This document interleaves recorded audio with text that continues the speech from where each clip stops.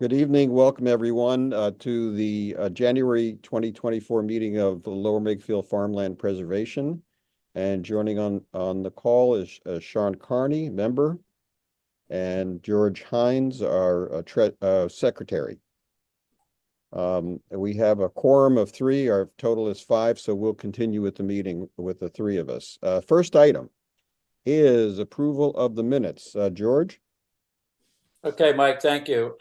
The meeting minutes for the November meeting, since we did not have a December meeting, have been reviewed and typed up in their final state, and just asked for to see if we can get those approved. So if anybody has a motion to approve those meeting minutes, I'd appreciate it. I'll make a motion to approve. Second? Second. Okay, all in favor? Aye. Aye. Okay, the November meeting minutes are approved. Okay. So our next item, thank you, George. Our next item is a annual election of officers. We're required by our bylaws to do that at our first meeting of the year. So we have 4 officers right now, and I'll start with president. And if there's a nomination for president. I will nominate Michael Blank for president. And I will second that motion. I can't vote on this, but Dan Bankowski, I just emailed, texted me, said he's okay with me continuing. So all in favor? Aye. Aye. Thank you, and thank you, Dan. Okay. Next officer is vice president. Currently, Dennis Stedman is vice president. He's agreed to continue in that role.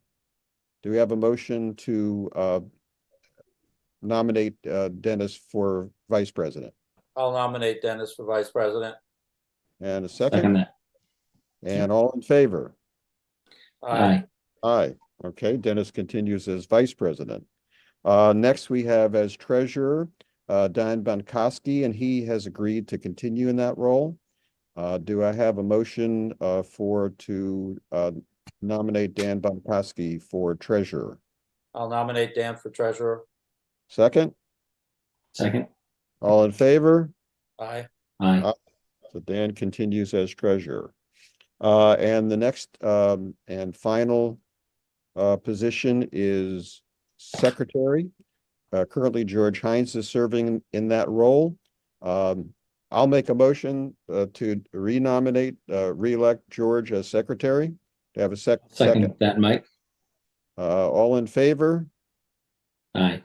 Okay, and Dan is also, to give us a third member voting, has agreed to that as well. So congratulations, George. Thank you.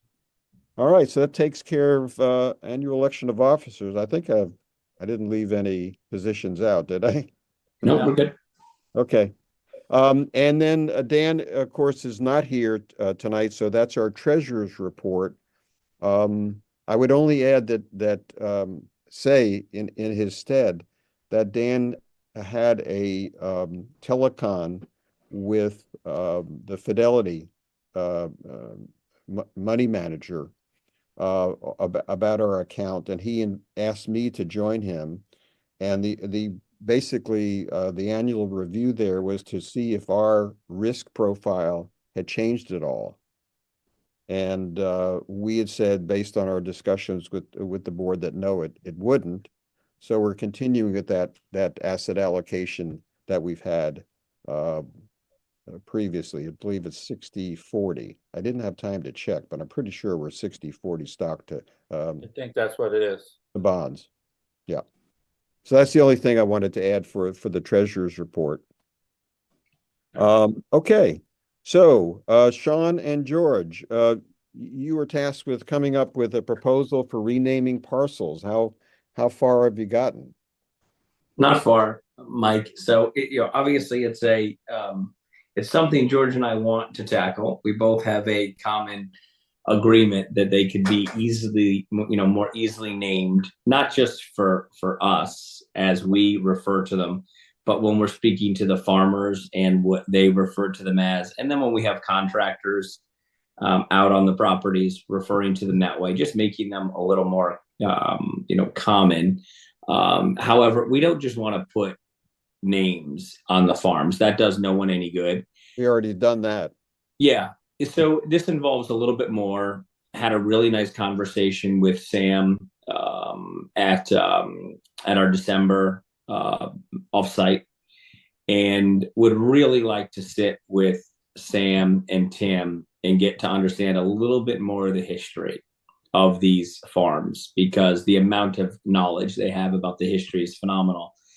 What they were named and why, who lived on them, who named them, so on, and see if we can maybe get back to a little bit of that, as well as the deeds were sent over. So taking a look at the deeds and kind of understanding why they were named what they were when they were deeded as well. So this is going to take a little bit of time before George and I can put together, put forward names to the board for voting.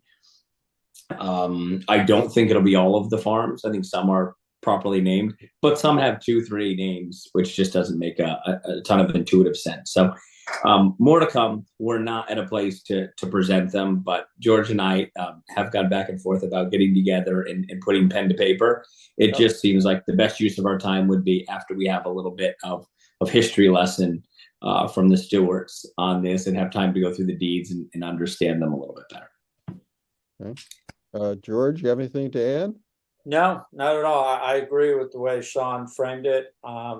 If we're going to do this, let's do it once and do it right. And there's no pressing issues as far as, we have to have it done by tomorrow. So I agree with Sean, and we'll get it squared away. Thank you. Two things come to mind. One is that you might consider adding Tom McGowan, who's been around quite a while, to that list of people. Oh, Dan, hi. Thanks for joining. Howard. Thank you. Good. So you're on with myself, Michael Blank, Sean Carney, and George Hines. Hi, George. So Hey, we were Dan. just discussing renaming of parcels, that it's not something that is imminent that we need to do right away, but Sean and George have taken this on to make them more, I don't know, historically accurate. Sean, go ahead. Yeah, more consistent. If we're talking to the farmers about, hey, let's meet at so and so farm, the farmers note as one thing, we note as another, and the contractors note as a complete another. So just to make things a little bit more, a little easier, a little more consistent on them. If one or two need to be renamed just because they don't really fit, then we'll do it. I mean, like I was saying, I learned a good amount about, for instance, how Leadham's got its name. I could not understand how Leadham's was named Leadham's when the the road that borders the entire thing is called Farmview. Well, when it was named, Farmview didn't exist. So this road didn't exist until you got all the way down to Leadham's. It was all farmland down to there. So just little pieces of knowledge like that. So some of it's updating, some of it's making it more current. But at the end of the day, we just want consistency. So that's what we'll ultimately work on. Makes sense. I'm curious, does any of those name changes, does that impact any of the easements or official documents in terms of referencing back to different language that you have to deal with?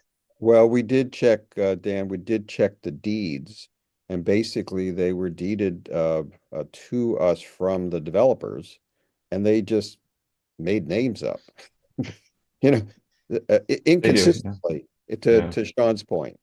And I haven't been crazy about this idea because I figure we could just memorize 10 names, but I think there's value in it. And the other thing I thought of is maybe checking with the Historical Commission, because I was up around what we call Farmview 1 the other day, Dolington and Woodside, and there's the Bond Farm sign there, and then you get on Dolington, there's the Stackhouse Farm sign, and that was to your point, Sean.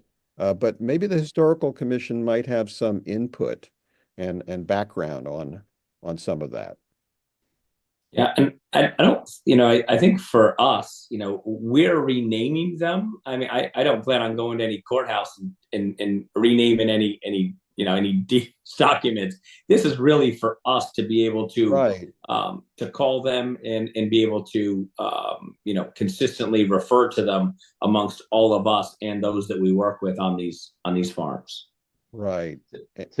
To Mike's point, you may want to talk to, George, you have a different spelling, but Helen Hines of the Historic Commission. If you know Helen, Dr. Hines, she's a wealth of historical knowledge on the township. She may give you a couple of names that you might just say, "Oh, I kind of like that," just for a little historic twist, something like that. But that would be that's who I would talk to. I don't know if she'll have.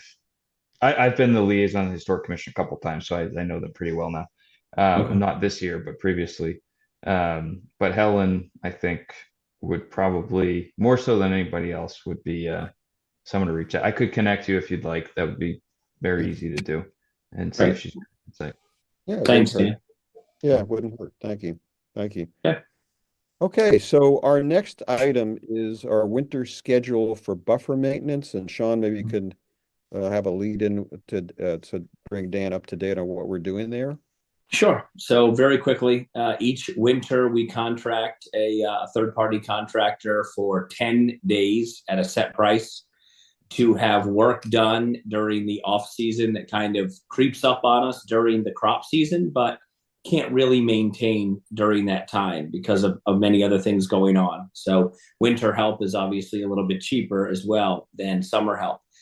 So each year we put together, we go farm by farm by farm. We red, yellow, green, different projects that we want to put together.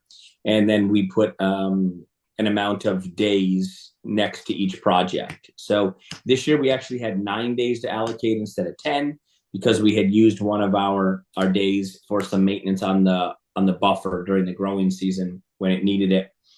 So we allocated those 9 days. We went around with the contractor, showed him each of the jobs, outlined what needed to be done, what our expectations were. He understands all of them, and he has the winter months to do them to his liking. I would say the weather hasn't really cooperated with him since we met with him. I know he wanted to get 1 or 2 projects out of the way, and the farms just got too soft too quick with the rain. So he was unable to get his equipment out on them.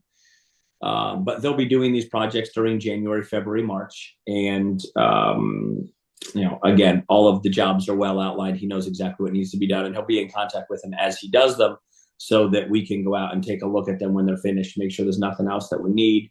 Then as an aside, Mike, I did contact Corcoran about the downed tree from the recent windstorm out on Longshore. He drove by and saw it. It was raining when he drove by. He said, "John, it looks very similar to the other 2 trees that we've worked on in the past 2 years." And as you recall, to save us money, what they do is they go out, they cut them up, and then just with their machine, they've basically just been stacking the wood in the woods on those properties. And there's no reason to not do that here instead of having it hauled away or chipped, which would take our costs up substantially. So I don't have a quote. I'm assuming it's going to be, a half a day to a day's work. But when I get a quote, I'll certainly let you know. It is not going to be able to take part in our 9 days that we've allocated because we've really kind of extended those 9 days already. So this will be outside of that. And it's not a rush because that tree doesn't need to be picked up until, let's call it sometime before April, when Tim is going to be out there with any type of equipment. It is laying in the farming area, but as long as we have it out of there by April, I'm sure we'll be good. So he's aware of that as well. But I would assume by next month, we'll probably be able to give an update on the jobs that are complete. And the following month after that, we'll be able to go over each of the jobs that were complete because they should all be done by then. Okay. And that's Matt Corcoran you're talking about for Dan's. Correct. Yeah. The township uses them too. Yes. Too. Yeah. Yeah. Okay. If there's nothing else on that, we should move to the proposed letter to neighbors. And I'm rushing a little bit, Dan, just for your information, because one of us has to leave at 6:30 and that we no longer have a quorum at that point. I'll So, leave you to it. okay. Mike, So, do you mind asking for public comment real quick? Because we've whipped through 4 or 5 oh, agenda yeah, items, just real quick. I'll ask the moderator, do we have anybody wanting to make a comment? No public comment online at this moment. Great. Okay, thank you. So the next item is proposed letter to neighbors. In the past, we've sent out, and we're trying to make it more regular now, a letter to our neighbors, identifying ourselves, telling them a little bit about who we are, what our history is. And for the neighbors that border, of course, our parcels. And that for those who tend to throw things over into the farmland, whether it's waste or limbs, to remind them that it's private property, no trespassing, and that they, are welcome to join our public meetings, et cetera. So we've drafted a letter that we have. Let me try to share my screen here. Let's see if this is it. Yeah. Share that.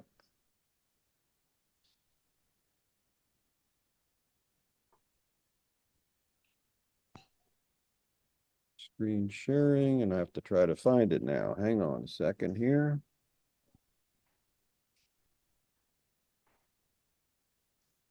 Here we go. People see that? Yep. Yes. So first paragraph, as we say, we write every other year, provide information about us. We try to send it to everybody, but we identify new neighbors, tell us about us being nonprofit, and about the beauty of the farmland, that we try to preserve that, and where they can find more information on us. We identify the farms that participate in this program. And then we go on to talk about how many acres we have, 340 acres, how many neighbors border our properties, about 200. And then we go on. It's kind of long. That's one comment I had about this draft. But so we talk about the new regimen we instituted a few years ago for maintaining the buffer areas before the farmers cut them. But we had uneven results with that. So now we've had Matt Corcoran doing it, and we split the cost of doing that between the farmers and ourselves. So that has benefit to both sides. And then who we are, and then agendas, minutes can be found, et cetera. And we identified the names of the people. So we wanted to send that out again. Does anybody have any comment? I was thinking we could just approve it and then work on getting them sent out through getting addresses through Katie.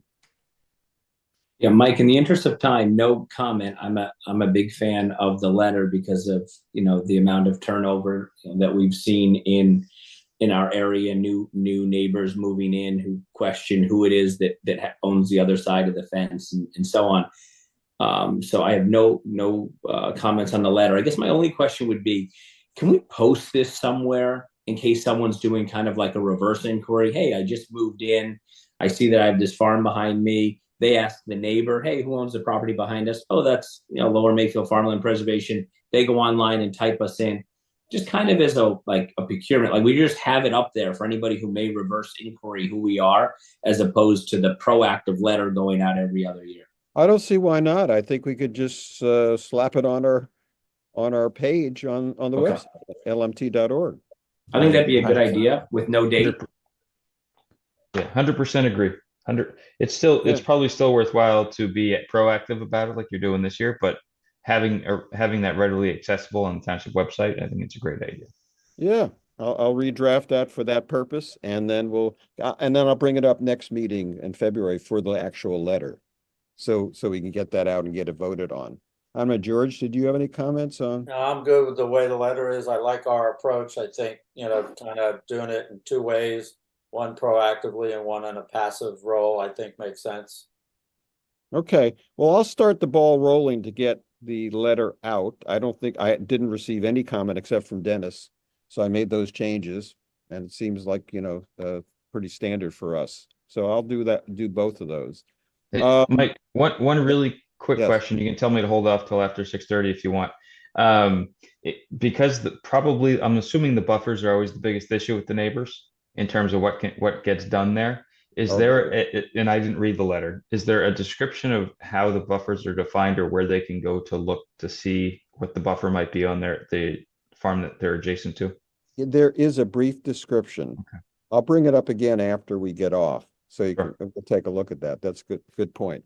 Yeah, Thank you. 25 foot, and it does briefly describe it. Okay.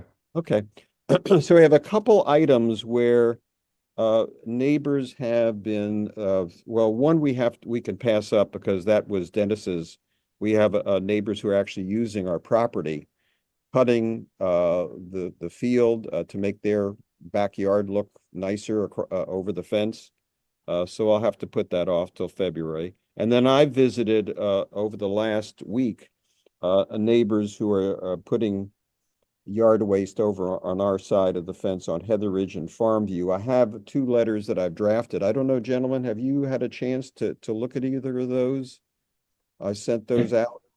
I did, Mike. I looked. I don't have any comment. You know, I'm always I'm always a proponent of trying to meet the neighbors first, which you did. You knocked on doors, but then obviously we need something documented. So we need follow-up letters, and then we know that we have. I think his name escapes me right now. Maybe it's Mike Kirk, but we have help at the township level should we need it with repeat offenders, and he has helped us by knocking on doors in those instances as well. So I do think we should continue to use these because a small amount over the fence leads to a big amount over the fence. But I have noticed in recent years, the more we're taking care of that fence line, the less and less is going over. People do realize, hey, someone does traffic back there. I shouldn't be throwing XYZ over it. And I If there's did any- actually speak to Mike, excuse me, spoke Yeah. to Mike today. I asked him if he had any tricks of getting neighbors to come to the door. You know, I don't blame them for not answering the door all the time. And he said no, but he does leave a little card or some type of a door hanger, knob hanger thing. So we could consider doing that. Yeah, I do think in my last communication with him, Mike, he put it on us to contact him. He said, if you're having an issue with somebody, I just need the name. And we have it with our app. I need the name, I need the address, and give me a small description of what's going on, and I'll go out. Because I had asked him, I said, is there anything specific maybe we could have business card wise or anything? And he said, no, if you're having these issues, let me know, name, address, what's going on, and I'll make my way out there. So I do think that he's fine with being part of it. Yep. Agreed. And if there's anything the township can do, just from an aware PSA, social media awareness that we can spread through our channels, just to educate people and tell them where to get more information and how things should be done. Maybe a graphic of some type, whatever it may be, that describes a buffer, describes what people can and can't do. Let me know, and we can work with the township staff to put something together. We can broadcast that as best we can. One thing I've thought when I've received the township newsletter, I thought, well, why don't we get a little piece in there to yeah, public absolutely service, say who we are. Yeah. So who would we contact for that? Go through you, Dan? You can go through me. I would actually recommend that you just copy me. It'll be faster if you get Dave Kratzer, our new township manager, involved. Oh, okay. Monica Tierney, our park and rec director, usually takes the first cut at putting all that together. But I would just go through Dave Kratzer and let him, kind of disseminate that.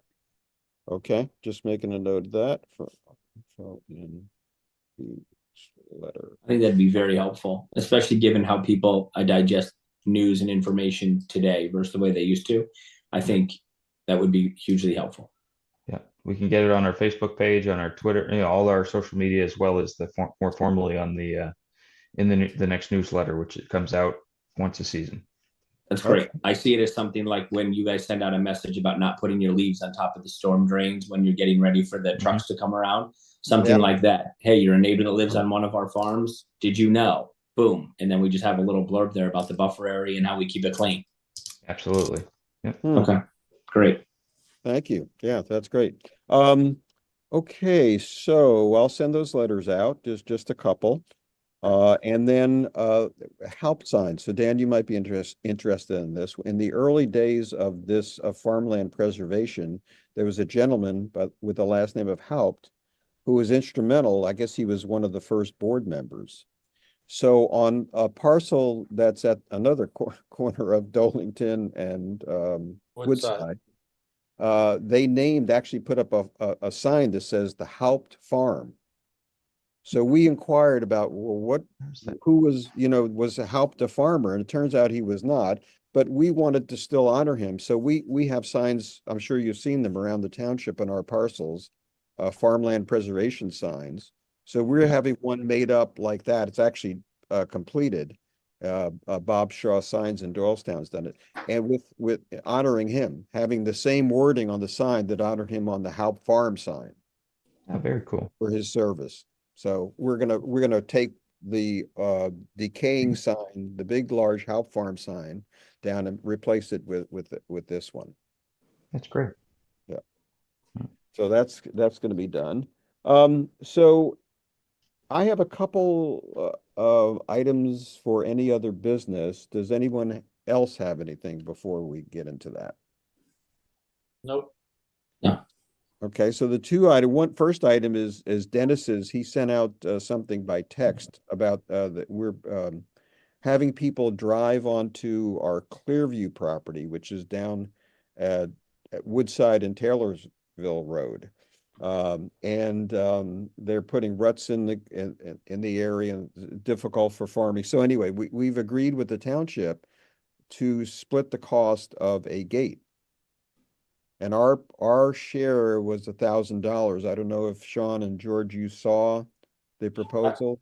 I already responded, Mike, and I gave my approval on the text message to go ahead with our $1,000 portion. Okay. Mike, just to clear one thing up, only because you used the phrase split the cost. So we're not specifically splitting the cost. We, the farmland preservation, are on the hook for the cost of the materials. Okay. $1,000, Right. which we will pay for. Right. What the township has agreed to do is use their manpower to install it. Right. So yes, while there's a cost there, I just don't want it to make it seem like it's a $2,000 project and we have $1,000, they have $1,000. We're going to front the money for the materials, which I am fully in favor of. 2 times this year, someone drove in there, made a mess. And the second time they did it during the crop season and wiped out about half of the soy crop in some type of a vehicle doing donuts in the fields. So while this doesn't completely eliminate it because of how that property's built, I think it is a big deterrent. So I'm fully in favor of spending $1,000 for that. Okay. Thanks for the clarification. We're almost out of time. Yep. Let's have can I have a motion for approval of the $1,000 spend for materials to put up the sign, the entryway gate, thank you, on Clearview. I'll make that motion. I'll second the motion. All in favor? Aye. Aye. Okay, well, we'll let Dan know that that's approved. Okay, I think, well, I asked for any public comment since we're about to close out our meeting. No public comment. Okay. Well, George, I think we're good. Can I have a motion for adjournment? I'll make that motion to adjourn. I'll second. Sean? I'll second. Okay, all in favor? Aye. Aye. Okay, so we'll adjourn. Dan, if you want to stay on, we'll look at that letter that you wrote.